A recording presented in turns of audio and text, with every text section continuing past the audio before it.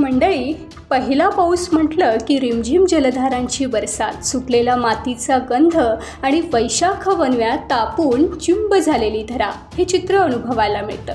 मात्र कोल्हापूर रत्नागिरी हायवेच्या कामामुळे नाणीज परिसरातील जनतेला या उलट चित्र पाहायला नवे भोगायला मिळालंय. शनिवारी सायंकाळी सोसाट्याच्या वाऱ्यासह धो-धो पावसाला सुरुवात झाली आणि क्षणातच पाणी साचलं. हायवेच्या आउटलेटची कामं न झाल्यानं लोकांच्या दुकानात, अंगणात आणि मग घरात पाणी शिरलं. मंडळी, अवकाळीच्या तडाख्यात ही अवस्था, तर आषाढात काय होईल याचा विचारच न केलेला बरा. यानंतर गावकऱ्यांनी ठेकेदारांवर संताप व्यक्त केला.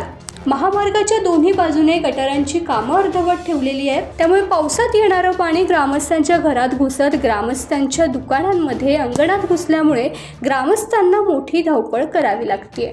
टाइम्स डिजिटलला लाईक करा, शेअर करा, सबस्क्राईब करा आणि बेल आयकॉन दाबायला विसरू नका. Times digital.